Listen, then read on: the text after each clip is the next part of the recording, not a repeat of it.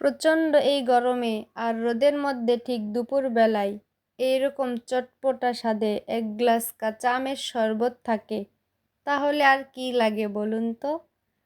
কাঁচা আমের এই শরবতটা শুধু মজাই না, এইটা এত বেশি রিফ্রেশিং, আপনার মন প্রাণ কলিজা এক নিমিষেই ঠান্ডা করে দেবে। একটু টক, একটু ঝাল, মিষ্টি হওয়ার কারণে এই কাঁচা আমের ঠান্ডা ঠান্ডা শরবতগুলো ছোট থেকে বড় সবাই অনেক মজা করে খেতে পারবে। আর আমার ভিডিওটি যারা দেখতেছেন এখনও চ্যানেলটি সাবস্ক্রাইব করেন নাই, প্লিজ অবশ্যই আমার চ্যানেলটি সাবস্ক্রাইব করিবেন। এই শরবতটি বানাইতে যা যা উপকরণ লাগবে আমি সবগুলো উপকরণ একটি প্লেটে সাজিয়ে নিয়েছি। কাঁচা আমের শরবত তৈরি করার জন্য এখানে আমি 2 পিস আম নিয়েছি।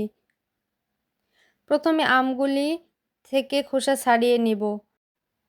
সুন্দরভাবে ধুয়ে কিউব করে কেটে নিয়েছি। দেখতেই পাচ্ছেন আমি কিভাবে কেটেছি। এখন এগুলো আমি একটি ব্লেন্ডার জারে দিয়ে নিব। আপনারা চাইলে আমের সাইজ ছোট বড় করতে পারেন, এতে কোনো সমস্যা নাই। 2 পিস আম দিয়ে আমি 4 গ্লাস শরবত বানাইতে পারবো। এখানে আমি যা যা উপকরণ দিব, প্রথমে ধনেপাতা দিয়ে নিলাম, এরপর 3 টুকরো আদা এবং একটা মরিচ দিয়ে দিলাম, কিছু পুদিনা পাতা অ্যাড করলাম, কিছু বিট লবণ অ্যাড করলাম এবং কিছু সাদা লবণ অ্যাড করলাম। এখন আমি এখানে পরিমাণ মতো চিনি অ্যাড করলাম। আপনারা মিষ্টি যে যেমন খান সেভাবে অ্যাড করতে পারেন। এরপর সামান্য কিছু পানি দিয়ে আমি ব্লেন্ডার জারে সুন্দরভাবে ব্লেন্ড করে নিচ্ছি। দেখতেই পাচ্ছেন আমার মিশ্রণগুলো খুব সুন্দরভাবে ব্লেন্ড হয়েছে। চাইলে আপনারা ব্লেন্ড করার পর ছেঁকে নিতে পারেন। আমি বেশি সময় ধরে ব্লেন্ড করেছি, এই কারণে ছাঁকার প্রয়োজন মনে করি নাই। এখন আমি হলুদ গুঁড়া, সামান্য কিছু লবণ, মরিচ গুঁড়া মিশিয়ে নিয়েছি। সুন্দরভাবে গ্লাসটাকে ঘুরিয়ে ঘুরিয়ে গ্লাসের মুখে আমি এগুলো মিশ্রণ লেগে নিব, যাতে করে একটু দেখতে সুন্দর লাগে। হ্যাঁ, আপনারা হয়তো ভাবতেছেন যে কিভাবে গ্লাসের মুখে, শুকনা গ্লাসে কিভাবে ভরতেছে।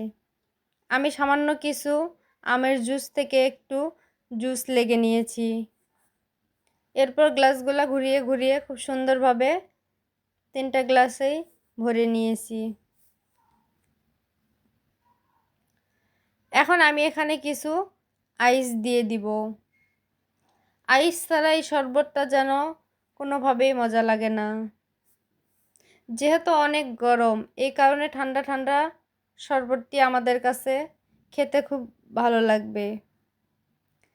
এখন আমি এখানে পরিবেশন করতেছি। আর হ্যাঁ, আমি শরবতটি একটু ঘনভাবেই বানিয়েছি। চাইলে আপনারা আরেকটু পানি অ্যাড করে পাতলা করে নিতে পারেন। এখানে ধনেপাতা আর পুদিনা পাতা অ্যাড করার কারণে খুব সুন্দর একটা কালার এসেছে। দেখতেই পাচ্ছেন মাশাআল্লাহ কতটা লোভনীয় হয়েছে। এখন উপর থেকে আমি কিছু পুদিনা পাতা অ্যাড করে দিলাম। অবশ্যই আপনারা বাসায় ট্রাই করে দেখবেন।